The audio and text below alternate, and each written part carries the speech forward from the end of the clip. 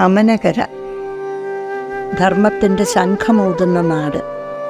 ധർമ്മത്തിൻ്റെ പാഠങ്ങൾ ഭരതനിൽ നിന്ന് പഠിക്കണം.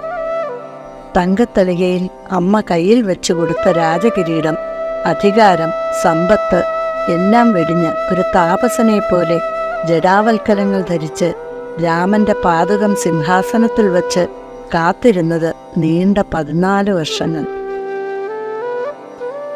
ഒടുവിൽ തിരികെ എത്തിയ രാമന് സൗവർണമായ ഒരു അയോധ്യയ്ക്കൊപ്പം ഭരതൻ ഗാന്ധാരവും നൽകി. പക്ഷേ തെളിഞ്ഞ മാനവും മനസ്സും വീണ്ടും ഇരുണ്ടു. സീതാദേവി അന്തർധാനം ചെയ്തു.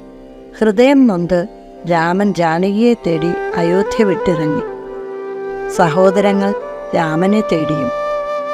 രാമപുരമെന്ന ധന്യഭൂമിയിൽ അവർ കണ്ടു മന്ദഹാസം തൂകുന്ന ജനകാത്മജനെ.